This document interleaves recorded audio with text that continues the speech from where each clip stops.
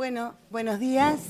Vamos a comenzar entonces nuestra tercera y última jornada de este curso estival. Vamos a escuchar en primer lugar al profesor José María Pérez Collados con su ponencia Escritores a la deriva. José María Pérez Collados es catedrático de Historia del Derecho en la Universidad de Girona. Ha sido investigador en la Universidad Nacional Autónoma de México y profesor en varias universidades chilenas, en la Universidad de Zaragoza, en la Universidad Autónoma de Barcelona y en la Universidad de Birmingham. Actualmente es además coordinador de la Red Internacional de Universidades Lectoras en la Universidad de Girona. Editor, autor e investigador, ha publicado diversos ensayos de historia política, novela y poesía, así como diversas obras literarias. Dirige la editorial Ediciones Nuevos Rumbos. Leo el blog, José María. Es muy difícil escuchar, ¿no? Bueno, hay un blog de la editorial que ustedes pueden... Ah, perfecto. Entre sus obras más significativas pueden mencionarse Textos de Historia del Derecho Español Contemporáneo del año 1999 y la colectiva Juristas de la Independencia del año 2013. El tren de cristal, novela en la que el autor nos contextualiza en la Universidad Española de los años 80, nos introduce en su universo literario. Los dejo entonces con José María. Bueno, muchísimas gracias. Les toco yo. Os toco yo ahora a vosotros. Lo que os voy a contar es el trabajo básicamente del último año, el trabajo que me ha entretenido básicamente durante los últimos 12, 13 meses. Os fue publicado en una versión que quizá no se parezca demasiado a la que ahora os cuento en esta revista italiana, que es una buena revista de historia de la cultura jurídica en la sección literatura y derecho. Esta versión en italiano del artículo la tenéis con la documentación del curso. El por qué acabó este trabajo mío en esta excelente revista italiana tiene que ver con lo que contaremos aquí y ahora, o lo que es lo mismo, con la censura, con el discurso del poder y con la marginación de los márgenes. Este trabajo fue censurado en una, iba a decir buena, no, una lamentable revista española, cuyo nombre obviamente no diré, dado que como no la conoce nadie, no la vamos a hacer famosa aquí. Y esta es la razón de que este trabajo acabara siendo publicado en una de las mejores revistas europeas en Italia. Todo esto que cuento, ¿por qué lo cuento? Pues iremos viendo por qué lo cuento. No es que yo sea un excéntrico, sino que considero que en los discursos de las ciencias sociales es fundamental hablar en primera persona y no en tercera persona. Cuando vais a clases, asistís a cursos o leéis artículos, normalmente constataréis que todo está escrito en tercera persona. ¿Por qué? Porque la ciencia se escribe en tercera persona. ¿Por qué? Porque es irrelevante quién la escribe. Si es ciencia, es un relato objetivo con arreglo a un método científico que constata o descubre realidades. O sea que la primera persona no aparece. Y si alguien hace estas cosas como las que hago yo, de contar una historia, que censura, no sé, este tipo es un loco de estos que de vez en cuando aparecen en la universidad y que sorprendentemente lo hicieron catedrático, vaya usted a saber cómo y dónde, ¿no? Pero está claro que está loco, porque estas cosas no se cuentan, ¿no? Bueno, estas cosas no se cuentan por lo que veremos a lo largo de la exposición y podréis leer, los que tengan más vocación e interés, en este trabajo que tenéis a vuestra disposición con los documentos del curso. Bueno, ¿cuándo me empecé yo a preocupar de estas cosas? de estas cosas que, como un misterio, no os empiezo a contar, y retardo, técnica literaria que el mejor autor de todos los tiempos y el mejor que la utilizaba era Cervantes en alguna obra tan maravillosa como El coloquio de los perros, ¿no? Os estoy intentando, ¿no?, crear interés sobre una cosa que no cuento. Bueno, pues sigamos así a lo mejor hasta nos vais a la cafetería de manera anticipada. ¿Cuándo me empiezo a interesar por esto, que no sabéis lo que es porque no os lo empiezo a contar y aún estaremos bastante rato hasta que empiece?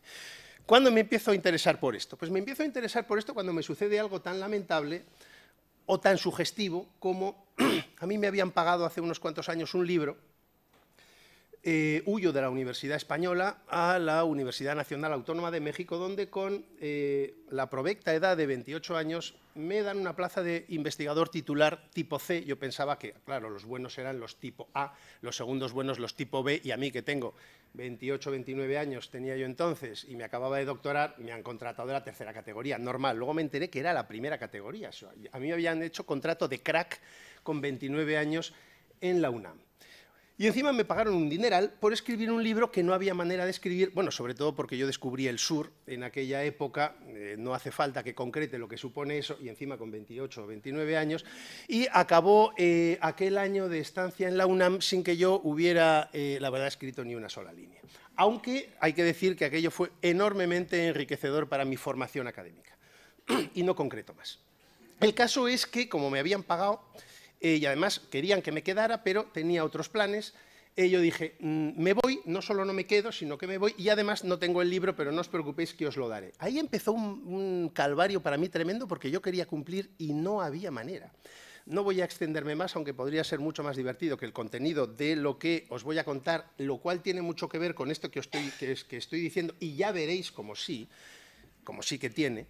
El caso es que 4 años después todavía no había conseguido escribir el libro. Yo estaba desesperado. En aquella época, 4, 5 o 6 años después incluso, aquello era tremendo, las cartas que llegaban de la UNAM, porque además, bueno, no lo quiero contar, pero lo cuento, el director iba a dejar el cargo, le iban a hacer una auditoría, ¿a quién has estado invitando aquí que nadie ha dado el libro? Esto es un desastre y tal, con lo cual la situación ya era de bastante tensión. 5 o 6 años después yo era senior. Me seguían haciendo contratos de crack a una edad bastante joven. Nunca he descubierto por qué, porque esto puede decir, ¿eres modesto? No, realmente era totalmente injustificado, pero caía bien.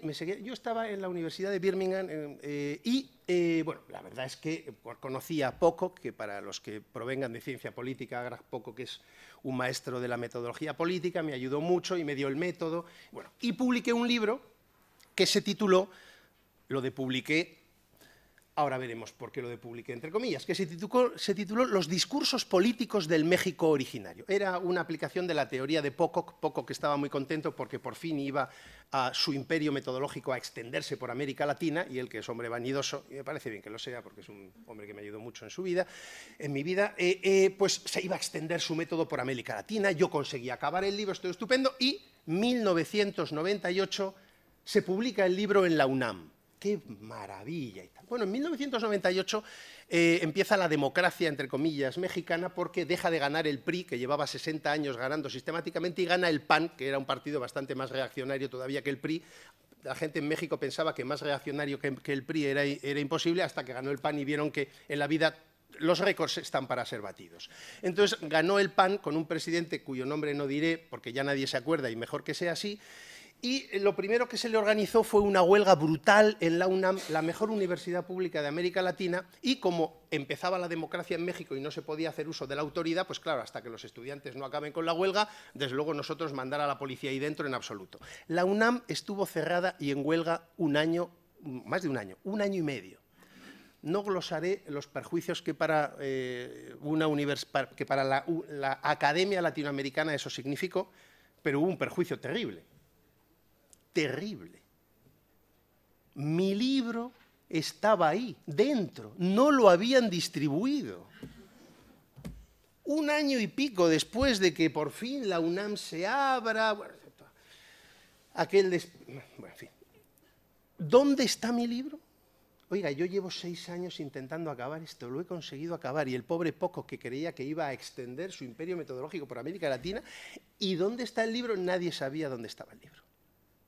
En estas que yo quería volver a España, porque la verdad es que lo de la Universidad de Birmingham se estaba empezando a poner mal, y firmé una plaza para volver a España a una universidad de Barcelona, y mi gran producto estrella de aquella época era un libro que sí existía, pero nadie lo había visto nunca. Bueno, yo tenía uno, que me había enviado José Luis Soberanes, el director saliente, que al final me había dicho, menos mal que cumpliste, porque iba a tener... En fin, yo tenía uno. El caso es que me presento a la oposición, durísima, por cierto, en la Universidad Autónoma de Barcelona, que por supuesto gané. Yo sigo diciendo que no se sabe cómo, pero a mí esto de aprobar oposiciones o que me contraten con contrato de crack cuando estáis comprobando qué tipo de sujeto soy, parece que se me da bien. Pero gano la oposición sobre todo por el libro, un libro que no existía. Existía el ISBN, pero nadie había visto nunca el libro, nadie lo había podido leer. Hubo un miembro del jurado al que se le ocurrió oposición durísima, ¿eh? Aquello fue... Hay gente que estuvo presente y dice, oye, es la oposición más dura que he visto en mi vida, ¿eh? Que una batalla campal, insisto, gané en buena lid. Pero un miembro del tribunal dice, bueno, ¿y este libro suyo? Y entonces hay un ejemplar depositado, el único que había salido de México, hay un ejemplar depositado en la caja donde está mi obra y tal, ustedes pueden verlo ahí y tal, no sé. Y aquí viene, por fin, el tema que vamos a tratar hoy. ¿Qué tipo de literatura escribimos los académicos que da igual que se lea, que no se lea, que da igual que exista, que no exista? ¿Qué es esto? ¿Qué tipo de escritores somos los académicos que hacemos esto? Gente que se pasa 30 años escribiendo libros, ¿y esos libros quién los lee? ¿Qué impacto tienen? ¿Para qué sirven esos libros? Para ganar oposiciones, justificar situaciones de hecho, mantener esquemas. Digamos que a mí me hace mucha gracia cuando la gente distingue entre lo que escriben los académicos y lo que escriben los auténticos escritores. Porque los auténticos escritores escriben ficción. No, perdona, ficción escribo yo, que hasta el propio libro materialmente es ficción. Mira tú, si escribo yo ficción, no te puedes ni comparar conmigo, como escritor de ficción, ¿no? Bueno, esta introducción espero que haya conseguido el objetivo de, bueno, vamos a darle una oportunidad a este sujeto, y no solo voy a estar aquí, sino que le voy a escuchar. Bueno, esto tiene que ver con la teoría posmoderna de los discursos. Lo que en el ámbito de la posmodernidad defendemos, o venimos defendiendo los que nos situamos en este contexto del pensamiento, es que los géneros no existen. Es mentira que exista una distinción entre entre el género de las ciencias sociales, con sus distintos subgéneros, ciencia política, ciencia jurídica, ciencias históricas, y, por otro lado, otro género que es la narrativa, la ficción. Esto es mentira, esto es un cuento chino que tiene la función que tiene, como veremos. Cuando uno se empieza a preguntar para qué sirve lo que uno hace, o sea, cuando uno entra en crisis, en mi caso, la crisis que yo tuve por todas estas pequeñas batallas, y solo se contaba un 5%, que me asolaron durante unos años de mi vida, entonces empieza a reflexionar sobre lo que hace y se da cuenta, o puede darse cuenta, tiene una oportunidad en el seno de la crisis, de darse cuenta de el gran engaño en el que anda sumido. Por eso, en esta presentación os pongo aspectos, primera pantalla, académicos de la crisis de la modernidad. Primero, la crisis de la modernidad es también una crisis de las ciencias sociales. No existen las ciencias sociales. El discurso de las ciencias sociales es un discurso falsario. No hay distinción real, esencial, entre las ciencias sociales y el género narrativo. Todo es lo mismo. O mejor, todo debería ser lo mismo si desenmascaráramos los subgéneros de las ciencias sociales. Nosotros en esta exposición intentaremos poner esto de manifiesto en relación con dos subgéneros de las ciencias sociales. El de la historia como género, ciencia humana, y el derecho como género, ciencia social. Yo soy catedrático de historia del derecho. O sea, que cuando diré más adelante que las personas que trabajamos en estos géneros sentimos miedo, yo siempre digo, pero yo siento un miedo redoblado por mi componente de historiador y por mi componente de jurista.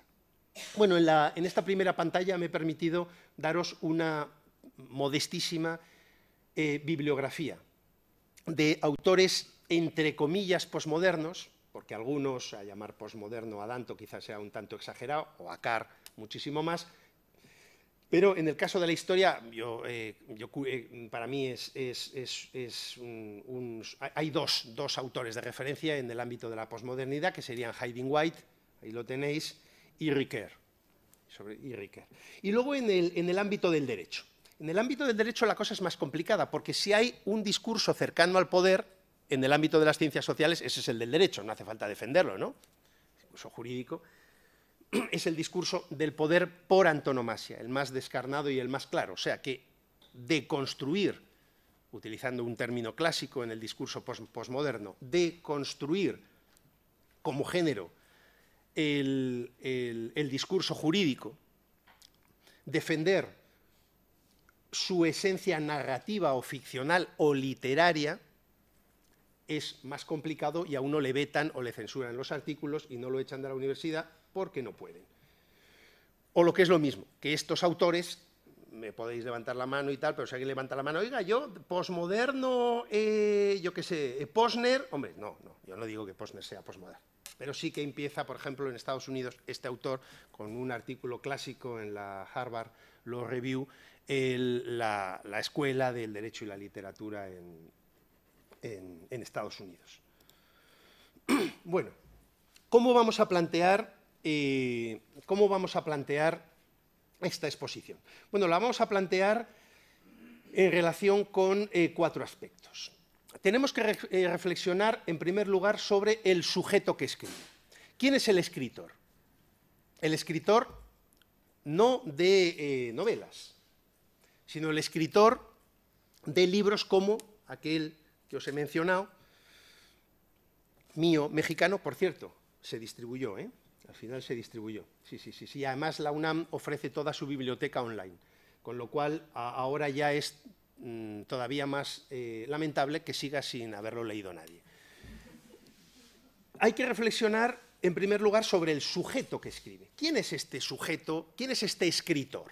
Que defendemos como escritor extraviado, escritor a la deriva, un tipo que hace ficción y no lo sabe, ¿no? Un tipo al que nadie lee, entonces ¿para qué escribes si nadie te va a leer, ¿no? Lo segundo que tenemos que reflexionar es sobre el objeto de estos géneros que yo defiendo como literarios, ¿no?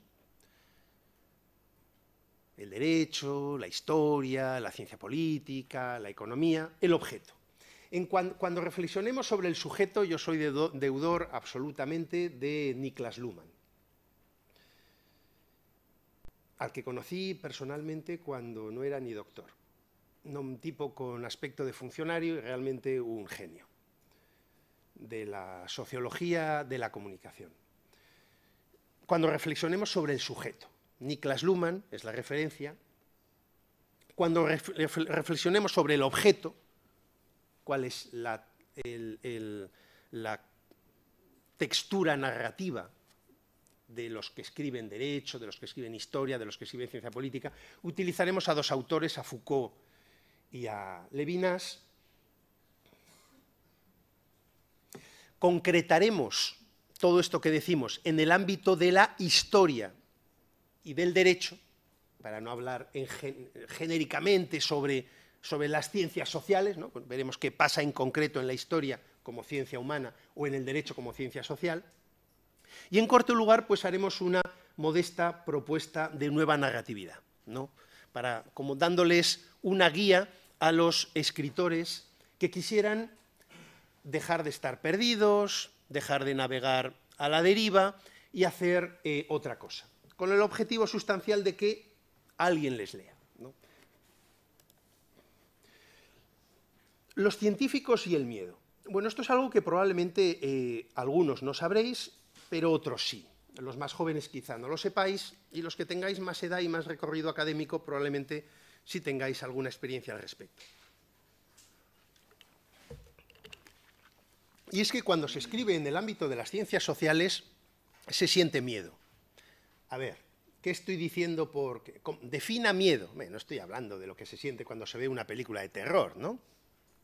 Se siente miedo en el sentido de que hay graves consecuencias, de que puede tener graves consecuencias lo que se escribe. ¿Graves consecuencias para qué? ¿Para la historia de la humanidad? No, no, graves consecuencias para mí. Porque yo quiero vivir de esto, quiero mantener un sueldecito, quiero ganar alguna oposición, entonces, en función de lo que diga, pues a lo mejor tengo problemas. Pero no estás diciendo que no te lee nadie, estoy diciendo que no te lee casi nadie. El público académico, primer epígrafe de esta pantalla. En el ámbito de las ciencias sociales, a diferencia del ámbito de la narratividad, uno sabe perfectamente quién le va a leer. ¿Quién le va a leer? Porque las academias son muy estrechas. Yo cuando me dedicaba a la historia política latinoamericana, pues bueno, había 2, 3 sociedades de profesores que se dedicaban a estas cosas. Yo conocía literalmente a todo el mundo. A todo el mundo. A las 200, 300, conocía a todo el mundo que se dedicaba a esto, tanto en el ámbito de habla hispana como en el ámbito de habla anglosajona. Yo conocía a todo el mundo. O sea, yo sabía quién me podía leer. Lo sabía perfectamente. Y sabía perfectamente cuál era el método, la opinión, la escuela de todas estas personas. ¿Que me iba a leer muy poca gente? Por supuesto, de estas 300 personas como mucho te leen 50 o 40. Pero yo sé quiénes son. ¿Creéis que se escribe sin miedo en estas circunstancias? Se escribe con bastante tensión. Se escribe con bastante tensión. El tema ya se elige así. El tema ya se elige así. Muchas de las personas que dicen que no lo sienten y tal es porque son irrelevantes como personas. No van a tener carrera académica y no les leen ni las 40 personas. No, yo no tengo miedo, yo digo lo que quiero, claro, a ti no te leen ni los 40. No vas a llegar a nada, así yo tampoco, sí, claro, es la irresponsabilidad. Pero si estás verdaderamente dentro, si estás dentro de verdad, es complicado. Hay gente muy valiente, ¿eh? Hay gente muy valiente. Pero los valientes son precisamente porque saben las consecuencias de lo que hacen y lo siguen haciendo. No porque no tenga consecuencias. O sea, hay miedo. Porque, y esto es de Luhmann, y es verdaderamente... yo todavía me emociono porque recuerdo perfectamente el día que le escuché a él en Frankfurt hablar de esto, que no lo tenía ni escrito. Lo que nos preguntamos los académicos cuando nos leemos a nosotros mismos, estos subgrupos de 30 a 40 personas, que son los que al final, por donde circulan nuestros textos, hombre, claro, que si eres, por ejemplo, Luhmann, a Luhmann lo leen bastante más de 40, ¿no? Pero estamos hablando de los mortales, ¿no? Los del circuito cotidiano, ¿no? Como mucho te leen 300 personas. La pregunta que se hacen los lectores de esos grupos académicos que se leen entre ellos en el ámbito de las ciencias sociales no es la pregunta normal que hace una persona cualquiera cuando lee una novela, que le está preguntando al autor, ¿qué me estás contando? ¿Qué me cuentas? Entre los académicos la pregunta que nos hacemos es ¿cómo sabes lo que dices? No qué sabes, sino cómo lo sabes. Luhmann utiliza una imagen que a mí siempre me ha parecido fabulosa. Él decía, los académicos somos como ratas en un laberinto. A ninguna de las ratas en el fondo le interesa salir del laberinto porque no es consciente de que está dentro de un laberinto. ¿Y entonces qué hacen las ratas cuando las metes a todas en un laberinto? Mirarse el culo. Ahí podríamos poner un ejemplo en el tema de mirarse culos, al margen de las ratas, pero yo prefiero concentrarme en el tema de las ratas. Las ratas se miran el culo y se persiguen unas a otras. Ninguna rata intenta ver un poco dónde estoy en un laberinto, ahí... No. Se miran el culo unas a otras y se persiguen. Esto es lo que hacemos los académicos. ¿Cómo lo sabes? Te miro el culo. Decía, hay latinoamericanos aquí, ya lo siento, porque me consta que en algunos países de Latinoamérica la palabra culo es absolutamente malsonante, aquí no, aquí solamente es vulgar, pero no malsonante, ya lo siento, voy a utilizar trasero a partir de ahora. Hay una entrevista muy buena que se publica en la revista mítica Paris Review, que se le hace a Hemingway, una entrevista que a todo el mundo que quiera ser escritor que se busque y que se lea. Entonces Hemingway,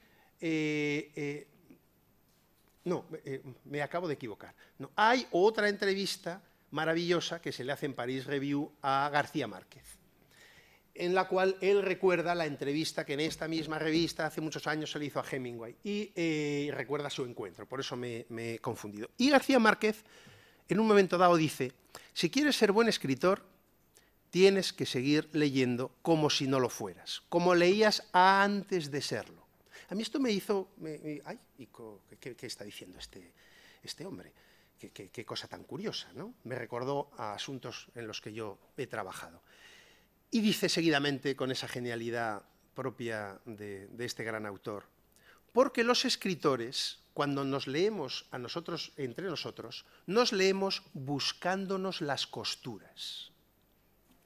Ya no lees bien, como se debe leer, sino que empiezas a ver cómo lo cuenta, qué utiliza, fíjate, aquí pasa de tercera persona, el narrador es omnisciente, pero no, tal, y entonces esto provoca... Ya lees de otra manera, ¿no? Lees buscando el método, las tretas, los trucos, las herramientas, ¿no? Y esto es un problema, No digo que no se deba hacer así, yo lo hago así, y probablemente buena parte de vosotros también, si ya estáis en otro ambiente personal, académico o intelectual, pero no hay que perder nunca la curiosidad por la pregunta básica, y es: ¿qué me están aquí contando? Claro, las consecuencias de leer así es que se genera una literatura endogámica. Todo el mundo critica a todo el mundo, no en función del auténtico saber que se pregona, sino en función del método utilizado, con lo cual nadie sale nunca del laberinto. Nadie sale nunca del laberinto. Y el escritor escribe atenazado, porque sabe que el error en el procedimiento, en la argumentación, en la metodología, se paga porque te dicen, bueno, pero con esa sonrisa de suficiencia, es que Pérez Collados hace literatura. Esto no es ciencia. Tengamos en cuenta esto, ¿no? Porque nos describe al autor, nos describe al sujeto, su miedo, sus rudimentos, su oficio literario. Ya hemos hablado del autor. Claro, es gente poco interesante. Uno, cuando va a un taller con escritores, los escritores de ficción son más divertidos, ¿verdad? Sin embargo, los académicos, ya si estuvierais en una facultad de Derecho, el discurso más cercano al poder, todo el mundo va con traje, todo el mundo lleva corbata, todo el mundo es más formal, todo el mundo tiene un plus de soberbia al plus de soberbia que ya tienen los académicos en general. Estos son todavía un poquitín peores. El ambiente es como más rancio, ¿no? Más autoritario. Sin embargo, el sujeto de la ficción, pues es como el novelista, pues es más divertido, esa noche sale seguro, tienen éxito con las chicas, al contrario que un catedrático de Derecho, que normalmente en ese terreno suele ser un auténtico fracasado, la verdad, esta gente. Entonces, el sujeto es muy diferente, ¿no? Ya hemos hablado un poco del sujeto, dejémoslo ahí. Pero habría que hablar del objeto. ¿De qué cosas escriben los que escriben estos géneros literarios, estos escritores extraviados? ¿Qué escriben? Estos escritores extraviados, y aquí entraríamos con Foucault, Foucault y voy a centrarme mucho en la idea. Estos escritores extraviados, su objeto de trabajo son las ciencias sociales, cada uno su subgénero, el de la ciencia política, el del derecho, el de la historia, el de la sociología, el que sea, pero todos aunque no sean conscientes, lo que están es haciendo un discurso. Esto es el autor que más trabaja y que más enuncia esta tesis, están haciendo un discurso de poder. Cuidado, no es que el poder tenga un discurso, es que, Foucault de nuevo aquí, poder y discurso son lo mismo, no hay diferencia, es la misma cosa. El poder es un discurso.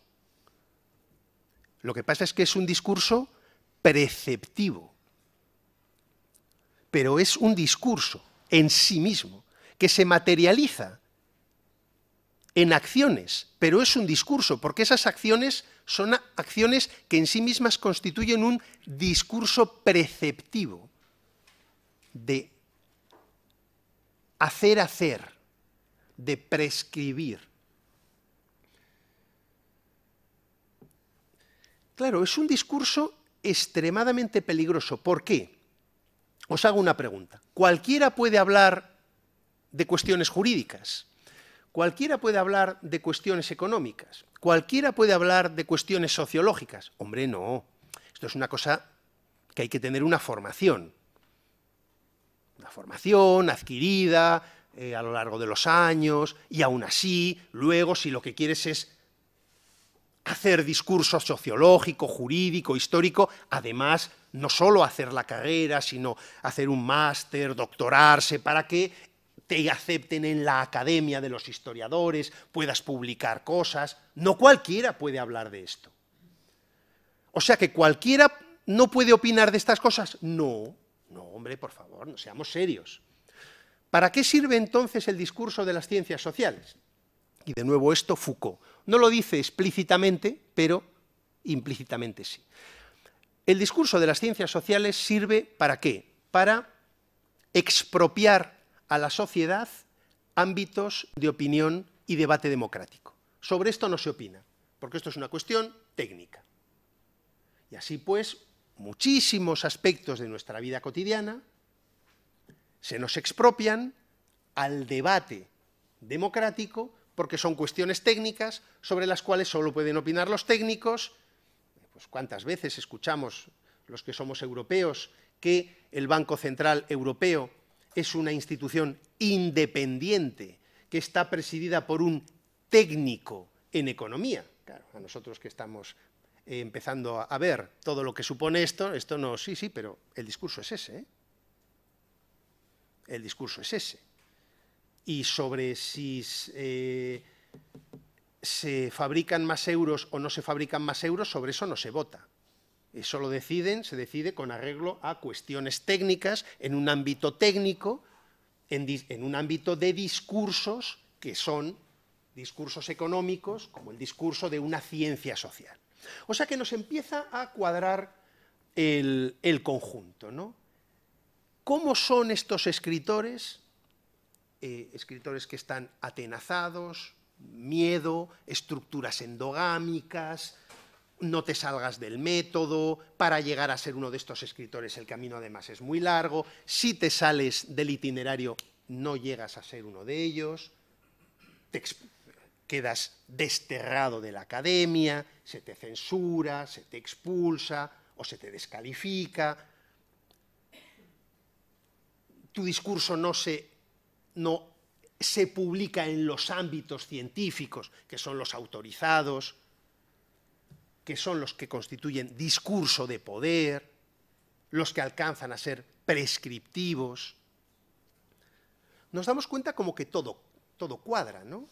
El objeto que se narra en estos géneros literarios es un discurso de poder, que sirve para expropiar del debate democrático ciertos ámbitos de decisión, y que lo escriben lógicamente gente que no pueden decir lo que les dé la gana. Pero tampoco se les pone una pistola en la cabeza, ojo. Es una cosa más compleja, más sutil. Incluso muchas veces personas con discursos como este que escucháis también cumplimos una función, porque acreditamos que el ámbito no es de tiranía, ¿no? ¿O no está usted diciendo aquí en una universidad lo que le da la gana?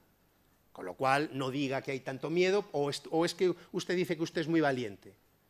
Tampoco ¿A usted le pasa algo? ¿Le dejan de pagar todos los meses? Con lo cual, incluso discursos como el mío justifican, o pueden justificar, o se reutilizan para justificar los otros discursos.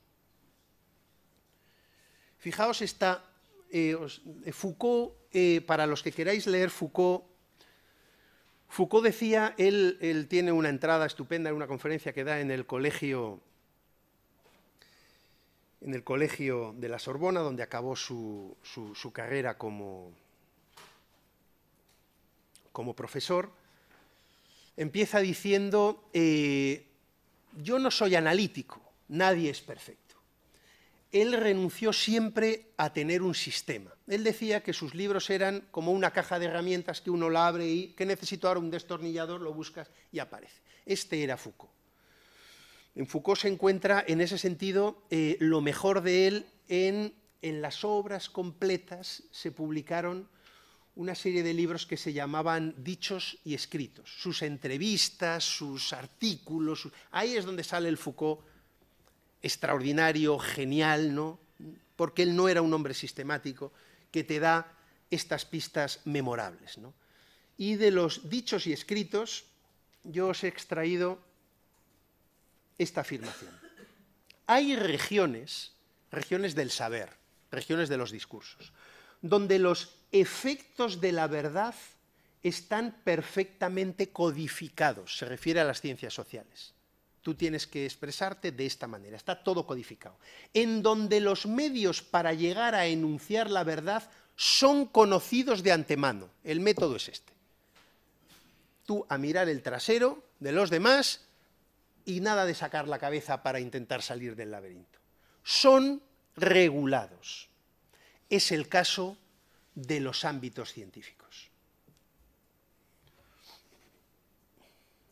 Yo creo que con esto podríamos hablar más de Foucault. A mí me gusta mucho hablar, en el caso de Foucault, describir dos conceptos que simplemente los enunciaré. Cuando él habla de dispositivo, al final de su carrera, y cuando él habla de cláusulas verificativas. Me voy a centrar exclusivamente, no hablaremos del concepto de dispositivo porque no me quiero exceder, que ya me voy a exceder seguro. La cláusula verificativa él lo explica de la siguiente manera. Dice, en los discursos de las ciencias sociales existen las cláusulas verificativas, mediante las cuales, donde antes no había nada, aparece algo. Crean verdades. Por ejemplo, el matrimonio. Por ejemplo, la propiedad. Por ejemplo, en su caso, en un caso muy concreto, en el caso de Foucault, la locura. En un momento dado, el discurso crea la locura como una manera de desterrar otros discursos, desterrando al titular de los mismos, ¿no? Bueno, él decía que era para descubrir lo profundo de la arqueología del saber, él decía que había que ir a los hospitales y dentro de los hospitales a los manicomios. Otro teórico muy sugerente, Émile Cioran, aporta un tercer lugar al que hay que ir, hospitales y dentro de los hospitales manicomios. Cioran recomienda también acudir a los burdeles y puedo acreditar que también es un ámbito de trabajo de campo bastante sugerente, ¿eh? No porque yo haya ido nunca, ¿eh? Aunque he dicho puedo acreditar, no sé cómo se me ha escapado. Bueno, nos vamos a saltar esto porque ya lo hemos explicado, aquí os hacía un análisis de la prehistoria de las ciencias sociales. Bueno, sí, bueno, hay una anécdota muy sugerente para concretar y presuntamente demostrar esto que os estoy diciendo. Yo siempre la pongo como ejemplo. Hay una pista. Cuando tú quieres entender a una sociedad en un momento concreto, lo que te tienes que preguntar primero es, a ver, ¿qué está prohibido aquí? ¿Qué está prohibido aquí? ¿Qué no dejan hacer aquí? A partir de ahí, cuando te enteras, que no es tan fácil, ¿eh? Porque las prohibiciones en ocasiones son tácitas y las auténticas prohibiciones no se transgreden nunca. Son las prohibiciones profundas, que están interiorizadas. Bueno, esto nos llevaría a otro curso de conferencias. Siempre pongo el mismo ejemplo. En una época de mi vida, cuando me dedicaba a otras cosas y analizaba la etapa, las formaciones políticas caribeñas en el siglo XVI, fijaos a qué cosas me he llegado a dedicar, lo cual me dio mucho juego porque pude vivir en el Caribe, dicho sea de paso. Cuando me pregunté a ver qué no se podía hacer aquí, encontré lo siguiente. Una de las primeras prohibiciones que mediante los consiguientes decretos se promulgan desde Castilla para América Latina, la América Latina de principios del XVI, ¿no? El área caribeña, es que allí no se podían leer novelas. Ahí se repite la norma por 3 veces. Fernando el Católico y luego Carlos I. ¿Qué es lo que se prohíbe? Se prohíben los libros de romance, de historias vanas y de profanidad, como son el Amadís y otros, estoy dándole unos guantazos al micrófono, y otros de esta calidad. Uy, ¿por qué se prohíben las novelas, no? Qué cosa tan rara que se prohíban las novelas. Está clarísimo. Porque cuando surge el Estado, y el primer Estado europeo es el castellano, luego se generaliza y ya cuando llega la contemporaneidad ya se universaliza del todo, ¿no? La estructura política del Estado. Cuando surge el Estado impone sus propias ficciones, pero claro, el Estado no dice yo voy a imponer mis propias ficciones, las suyas dice no, no, esto no es una ficción, esto es verdad. Y yo no hago literatura, yo hago ciencias sociales, con lo cual hay que distinguir otros discursos que esos sí que son ficciones y sí que lo que cuentan son mentiras. ¿Y ese discurso cuál es? El de la novela, el de la literatura, porque claro, cuando yo te estoy diciendo, y voy a América en el siglo XVI, y te estoy diciendo que andaba sobre las aguas y no se hundía, que devolvía la vista a los ciegos y tal, pero ojo, esto es verdad, a no confundir con lo del Amadís de Gaula, que esto es mentira. Y claro, los indios, que eran tan inocentes, igual como veían todo blanco sobre negro, veían todos los libros que tenían todos tapa y hojas y papel y tal, y decían, no vaya a ser que se confundan y acaben creyéndoselo todo. Con lo cual, así se justifican estos decretos. Con lo cual, vamos a ver, vamos a llevarles los libros buenos y las novelas están prohibidas. No es casualidad que la novela se invente como género en Castilla. No es ninguna casualidad. Es el Estado moderno más desarrollado de la época en el mundo occidental. No es casualidad. O sea, Cervantes era un genio, pero no un genio casual. Pero ¿cuándo eclosiona la novela como género literario? En el XIX, cuando eclosionan los discursos de las ciencias sociales y se consolida el fenómeno político del Estado. Y se expropia, por lo tanto, del debate ciertas cosas que el Estado no está dispuesto a debatir, que pasan a ser consideradas como ciencia. Y, por lo tanto, hay que distinguir.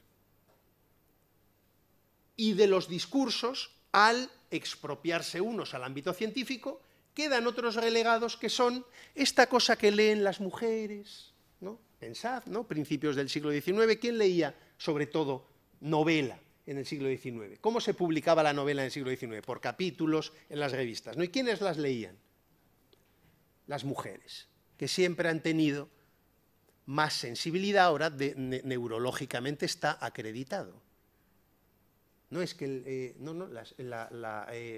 bueno, voy a acabar hablando de eso, pero a mí sí que me ha interesado la cercanía entre el género narrativo y las mujeres. Ahora que neurológicamente sabemos que el cerebro de las mujeres al argumentar se ilumina en más zonas. ¿Tengo que acabar ya?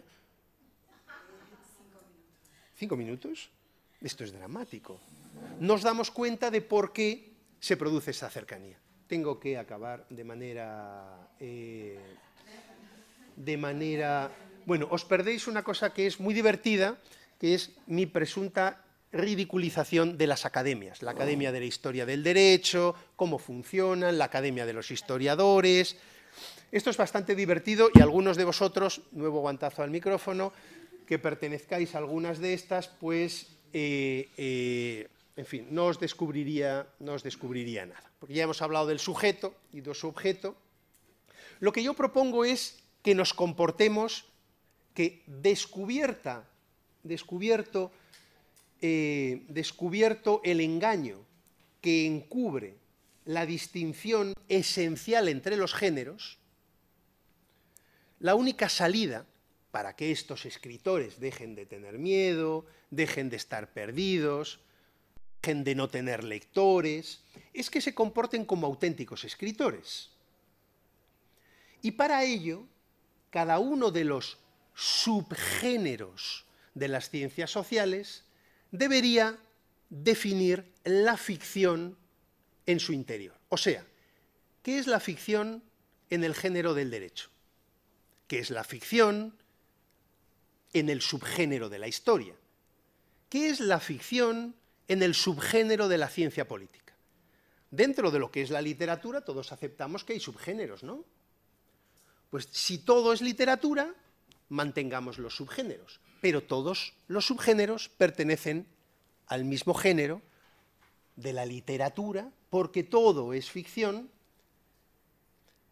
y si aceptamos que el discurso de las ciencias sociales es un discurso ficcional, lo que tendremos es que definir la ficción en cada uno de los subgéneros, para apostar por la democracia, apostar por unos escritores que no tengan miedo, apostar por la lectura generalizada. Esto es difícil en algunos de los subgéneros, ya lo sé. Pensad que esto es una conferencia, que ni siquiera, que encima me escatiman el tiempo y me dicen que tengo que acabar, con lo cual la cosa es bastante más compleja, lógicamente, y por eso hablo de definición de la ficción en cada subgénero, y lógicamente los subgéneros pueden ampliar su ámbito de lectores, pero siempre hasta cierto punto, siempre hasta cierto punto. Bueno, partimos en el ámbito de la posmodernidad de que la realidad no existe, con lo cual todo es ficción. No estamos diciendo ninguna barbaridad, todo es ficción. Esta mesa no existe. Este ya está loco. ¿Cómo que esta mesa no existe? No existe esta mesa. Esta mesa es un montón de átomos dando vueltas unos a otros. Y yo no puedo atravesar la mesa, no porque exista, sino porque sabéis que los polos, como sabéis, el mismo polo eléctrico se repele. Y como alrededor de cada núcleo hay electrones que son polo negativo, los polos negativos de mis átomos se repelen con los polos negativos de los átomos de esta mesa. Pero aquí no hay una mesa. Aquí hay que mi vista, mi composición nuclear, hace que yo viva la existencia de esta mesa que no existe. Que no existe. Ni siquiera es marrón. Mi perro aquí no ve el color marrón, ve otro color. O sea, que lo que existe es una perspectiva que, al ser compartida, nos permite llegar a acuerdos y vivir sobre ficciones. Pero todo es una ficción. Hemos vivido en Occidente toda una trayectoria analítica que partía de la base de que la realidad existe y que la filosofía la tiene que describir. Y no solo la realidad existe y nuestra función sería describirla, sino que además la realidad es racional, con lo cual podemos descubrir sus leyes y vivir muy bien previendo lo que va a pasar. Y por eso el presidente del Banco Central Europeo no se tendría que equivocar. Pero hay también otra línea previa a la posmodernidad que arranca de Boecio, que algunos trabajos de Weber son memorables al efecto, y que termina, en mi opinión, y sobre todo, y más que nunca, en Levinas, que en mi opinión, y cada vez más, es el gran filósofo de la segunda mitad del siglo XX. Como las cosas están como están y me echan, o me impiden seguir, y me parece muy bien, y además os he dado un artículo, bien es cierto que en italiano, donde todo esto es un artículo bastante largo, con lo cual, y además quedo a vuestra disposición, y luego ya veremos si contesto, pero en principio contesto a los correos electrónicos. Voy a centrarme solo en el concepto de ficción en el derecho, y muy resumidamente y en un minuto. Fijaos, Foucault decía que precisamente como el poder es lo mismo que un discurso, pues hay discursos que ocupan el centro, que son y discursos de la periferia que intentan ocupar el centro. Fijaos, ¿qué es esto? Esto es un texto jurídico, una página fotocopiada del Corpus Juris Civilis, que por supuesto no os voy a explicar qué es el Corpus Juris Civilis, que procede de la compilación de Justiniano, por eso ahí empieza diciendo Príncipe Justiniano. Bueno, lo que hay en el centro son leyes de la compilación justiniana, o sea, leyes, discurso que ocupa el centro, derecho vigente. ¿Y qué es lo que hay alrededor? ¿Veis todo eso escrito alrededor?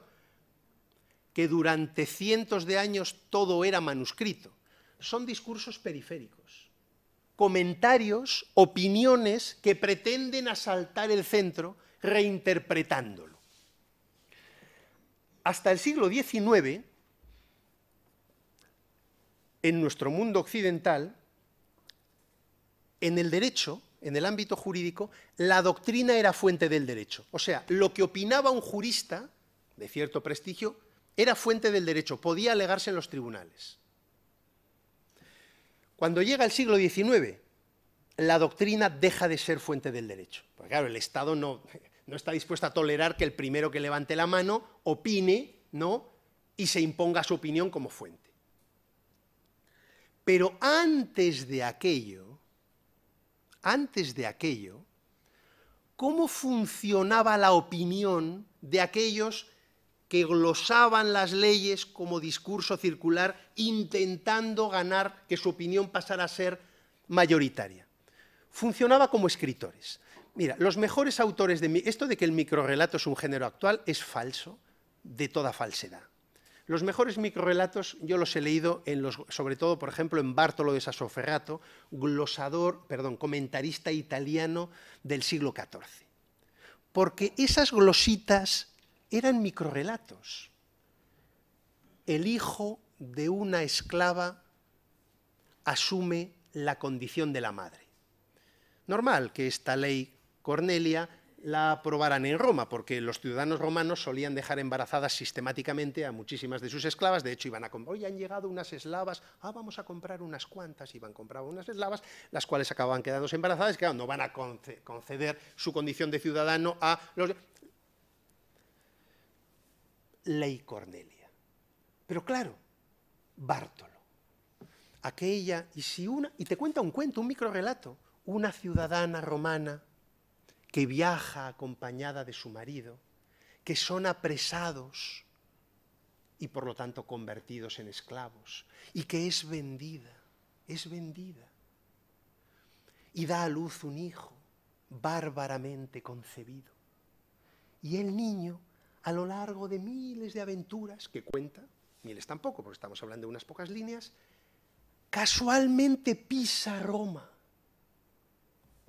Este niño tiene que ser ciudadano romano, hombre. Ese es el discurso jurídico cuando el discurso jurídico no era científico, literario. Yo me invento una historia, y esta historia, ¿por qué es buena? Porque toca el corazón. Porque la narración, el buen escritor, de alguna manera conmueve, o como diría Levinas, convoca tu compasión. Cuando tú lees una novela y no la puedes dejar, ¿por qué es? Porque te ha conmovido alguno de los personajes y no la puedes dejar. Con pasión, compartes la pasión de alguno de sus personajes. Y en ese sentido, y literariamente, yo consigo que el juez diga, ¿qué coño? Este niño es ciudadano romano. Fijaos lo que supone un discurso jurídico literario frente a un discurso jurídico como el de ahora, de no, la ley que dice. Esto genera evidentemente injusticia. Bueno, pues el juez debe notificar al Consejo General del Poder Judicial que su sentencia verdaderamente, pero él tiene que aplicar la ley, ¿no? Porque la soberanía nacional concreta, soberanía nacional, ¿quién se toma ficción? Toma ficción, ¿no? Soberanía nacional, ¿no? que es la que garantiza que los jueces no puedan hacer lo que les dé la gana, sino que tienen que aplicar la ley. Pero bueno, si esto está generando a esta persona en concreto, qué burrada si le aplicamos la ley. Bueno, pues se lo dices tú como magistrado. Yo fui magistrado 2 años en la Audiencia Provincial de Girona. Sé lo que es esto y sobre esto podríamos dar algún otro seminario, si me queréis seguir invitando en sucesivos cursos. Pero bueno, ya he puesto un ejemplo, muy grosso modo, para que no digáis que me he quedado en la... Se puede hablar también de lo que supone superar la frontera entre literatura y ciencia social. También lo podríamos defender en la historia. En el género de la historia, yo pongo 2 ejemplos, se pueden poner 2 novelas. La de, aquí os lo he puesto en catalán, Xavier Cercas, pero Javier Cercas, y su novela Anatomía de un instante, novela o libro de historia, porque es un gran debate. O, para mí, memorable, esa la tenéis que leer, creo que está traducida al castellano en Seix Barral, la novela de Binet, Laurent Binet, HHHH, la biografía de Heydrich. Eso es monumental, eso es monumental. Él es profesor de historia en la Sorbona, pero qué novelón, o qué libro de historia, o qué libro de historia, ¿no? Porque lo que te cuenta es, no tengo dinero para comprar estos libros, por lo tanto no los podré leer. Él habla en primera persona.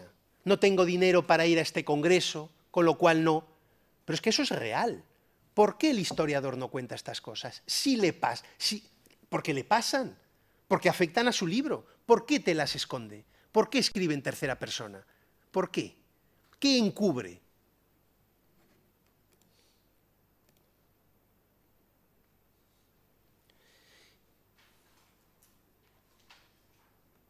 Y acabo simplemente con una cosa, y ya de verdad os prometo que acabo. Durante mucho tiempo, desde el libro de Lyotard, La condición posmoderna, en la filosofía analítica ha considerado que el grupo de la posmodernidad les agredía. Sois peores de lo que decís, porque, como un hegeliano cualquiera, decís que ahora es vuestro momento histórico. Primero fue la modernidad, ahora es la posmodernidad. En el fondo sois lo mismo de siempre. No es verdad. Bátimo, que es otro de los teóricos de la posmodernidad al que hay que leer, Bátimo, dice que la posmodernidad no es un tiempo. Eso es una genialidad, en mi opinión, que yo reutilizo, como veréis. La posmodernidad no es un tiempo, es un espacio. ¿Por qué es un espacio? Porque la filosofía analítica, que es la filosofía de la posmodernidad, parte de la definición. Define porque la realidad existe, y al definir excluye y margina, porque cualquier definición es excluyente, deja fuera cosas. Y en esas exclusiones se genera dolor. Siempre, siempre y siempre. Siempre. ¿Por qué la posmodernidad es un espacio? Porque el posmoderno lo que hace es, yo focalizo mi atención en el espacio excluido, en lo que queda fuera de la definición. ¿Y sabéis por qué? Porque eso es la literatura. La literatura es el análisis del espacio de la exclusión.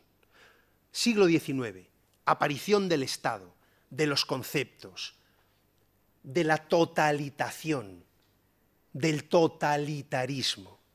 En ese momento surge la literatura. ¿Por qué? Porque ¿qué es la literatura? Es cómo vivo yo el que a mí me apetece hacer esto que no me debiera apetecer. A mí me gusta esto que no me debiera gustar. Yo siento atracción. Eso es la literatura. ¿Cómo vivo en un ámbito de definiciones en las cuales no encajo del todo? Pero cuidado, es que nadie encaja del todo. Nadie encaja del todo. Nadie es la descripción. Por eso la literatura es necesaria, porque se centra y consuela el ámbito de todos nosotros que está excluido. Y por eso aplicar la teoría literaria y este es el trabajo que proponemos, a los géneros de las ciencias sociales, las enriquece, las humaniza, las independiza del poder. Todo discurso es un discurso de poder, con lo cual se generará otro ámbito de poder, no somos tan ingenuos.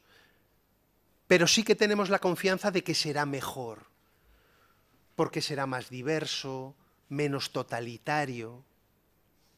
Aquí se genera un debate, y con eso acabo, que por un lado enriquece las ciencias sociales con trabajos del tipo de este que os he colgado, que son distintos, que exponen en primera persona, como conferencias, con conferencias como esta, que son sinceras. Pero también esto puede afectar al ámbito de la literatura, con subgéneros literarios menos plastas que el de la novela de tesis, ¿no? Porque también en este híbrido de géneros la propia novela se puede enriquecer, dando lugar, nosotros trabajamos en el ámbito de la red de universidades para la lectura, en el ámbito de la novela de campus, porque pensamos que puede dar lugar a exponer debates propios hasta ahora de las ciencias sociales en un contexto narrativo y ficcional que los enriquezca. Bueno, me hubiera gustado hablar más, o lo que es lo mismo, estructurar mi discurso mejor, pero creo que puede dar, os he podido exponer algunas de las líneas maestras de mi trabajo actual. Tenéis un artículo largo publicado hace un mes, colgado, que por extenso en la documentación trabaja todas estas cuestiones, y mi correo electrónico, yo creo que como punto de partida pues ya estaría bien. Así que muchísimas gracias, no os habéis ido ninguno.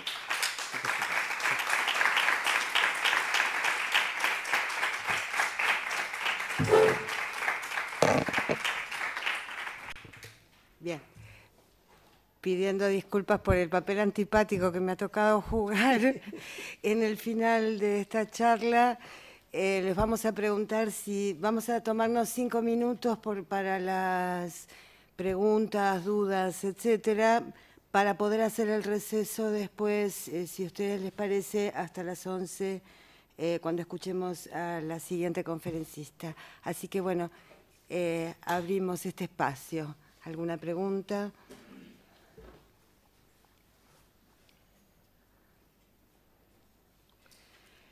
Yo sí quiero hacerte una pregunta, José María, ¿puedo?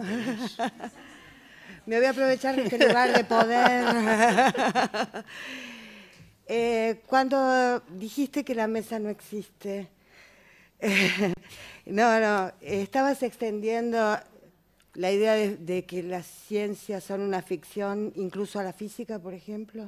Sí, porque si lees los trabajos actuales en mecánica cuántica, física cuántica, lo que están diciendo es literalmente que todas las leyes tradicionales de la física funcionan en un ámbito ficcional de cuerpos grandes, pero que si el análisis se hace en realidades materiales más sólidas, más reales, como las que integran esta mesa, ahí no funcionan las leyes generales de la física desde Newton, ahí ya no funcionan. O sea que es los propios... ahí tenemos un problema los que trabajamos en estas cuestiones, porque claro, en el ámbito de tu pregunta tenemos que leer literatura de divulgación, porque como no tenemos capacidad... entonces tenemos que leer estos libros que ahora se venden mucho sobre divulgativos de los cambios, de la mecánica cuántica, de la física cuántica. A mí siempre me queda la cosa de... pero bueno, trabajando este tipo de textos te das cuenta de que, bueno, por ejemplo, el tiempo tiene que ver con los fotones, ¿no? Exacto. Cuando hay luz. Si no hay luz, tú tiras el dado. ¿En qué número va? Tiras un dado, a ver qué número sale. Como nosotros tenemos luz y los fotones generan tiempo, aparece un número. Pero en teoría, si el dado lo tiras en una caja en la cual no hay luz, no hay luz de verdad, no hay ni un solo fotón, el dado ha salido en los 6 números. Y ahí, como son muy conocidos, los trabajos de fotones tirados, proyectados sobre, ¿no? Esto los conocéis, ¿no? Sobre una cortina con 6 agujeros, a ver por qué agujero pasa el fotón y resulta que ha pasado por los 6. ¿Y cómo es posible que haya pasado por los 6? Bueno, porque la realidad que nosotros vivimos es una realidad que se define por 2 ámbitos, y esto ya Kant, o sea, Kant ya nos dice, no hace falta llegar a Einstein, Kant ya nos dice que, en su crítica, ¿no?, que nuestro acceso a la realidad está limitado por el espacio y el tiempo, que son como esa paloma a la que el aire la limita, pero que sin el aire no podría volar. Claro. Es el ejemplo que pone Kant, ¿no? Pero el aire la limita, pero sin el aire no podría volar. Entonces nosotros vivimos condicionados por, y eso ya lo dice Einstein muy claro, por un espacio que tiene como máximo los fotones, la luz, que genera un tiempo, cuanto más nos acerquemos a la velocidad de la luz, con lo cual nos la podamos quitar de encima, por así decirlo. Si adelantáramos la luz, entonces ya no habría tiempo, no pasaría el tiempo por nosotros, ¿no?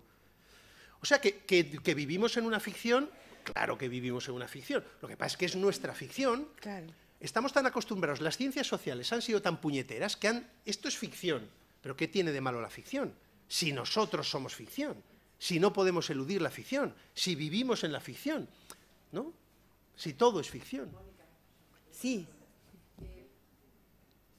A ver si organizo bien mi pregunta. Estoy pensando en HHH. Mi pregunta es si la conclusión es que no existe la realidad, o si las ciencias sociales en este momento lo que se están preguntando es cómo es el modo más adecuado de contarlo, de contar la realidad, que no es lo mismo. Digo, no es lo mismo decir, no existe la realidad, que decir, este es el modo adecuado, o el modo que lo hemos contado siempre es el modo adecuado para contarla. Me parece que hay más una reflexión sobre el discurso que una negación del objeto. Pero podría ser lo mismo, porque al final lo que estamos pretendiendo hacer es humanizar las ciencias sociales. Al final, porque claro, el debate yo lo suelo esquivar, porque ahora los analíticos dicen, estoy de acuerdo, no existe, un analítico estuviera aquí, digo, estoy de acuerdo, no existe la realidad, pero como todos estamos viendo la misma mesa, sigue siendo útil definirla.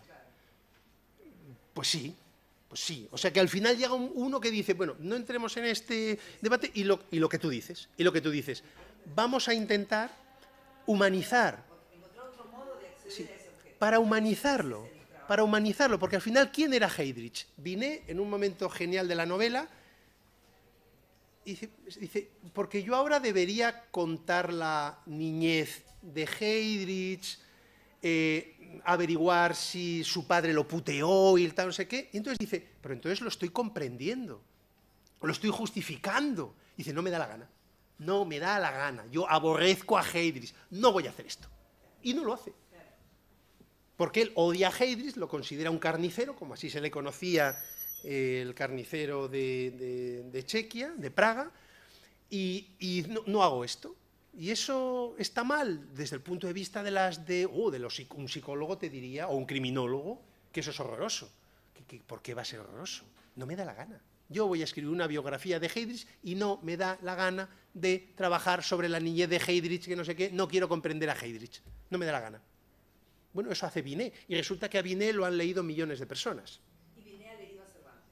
Y Binet ha leído a Cervantes porque en realidad el cuestionamiento de cómo narrar las cosas empieza con Cervantes. Bueno, exactamente. La introducción es brutal, del Quijote. Bueno, es que Cervantes es el genio... Y además todo el tiempo ese distanciamiento, decir, bueno, esto que estoy contando, esto no lo creáis, esto es apócrifo, esto ni yo me lo creo, bueno, todo eso es Cervantes, y no, es que, lo cuajó, pero perfectamente, pero del otro lado, del lado de la historia, mirando sí. la historia y no mirando la ficción y ha transformado el género, porque aquí yo, por ejemplo, a Cercas le dieron por Anatomía de un instante el Premio Nacional de Narrativa, que estuvo muy bien porque entró el premio, el jurado entra en el debate, si esto es un libro de historia, es una novela, y cómo entra, te doy el Premio Nacional de Novela, o sea, toma si es una novela.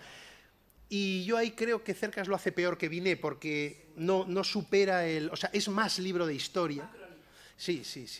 Y hay antecedentes, porque Binet no está solo, hay un escritor alemán que a mí me gusta mucho, Eisenberga, que bueno, lleva haciendo este tipo de narratividad con la historia bastante tiempo. O Roland, otro escritor. O sea que yo creo que el asunto va bien, y creo que en el futuro la gente empezará se generalizará esto. Y entonces habrá buenos y malos, por ejemplo, historiadores, en función de si escriban bien o mal las novelas. No en función del método, de la acreditación documental y estas cosas, que son una sandez, ¿no? Sino esto está bien escrito, esto conmueve, esto entonces vale. O no hay quien se lo lea, ahora da igual que no haya quien se lo lea como tal, no lo va a leer nadie, ¿no? Voy a tener que pedir disculpas, tengo que iniciar el receso porque además, porque la siguiente expositora, si no, va a empezar muy tarde, ¿sí? Son las 11:10, les van a quedar 10 minutos de receso, les voy a pedir por favor que nos encontremos de nuevo a las 11. Y perdón, José María, también.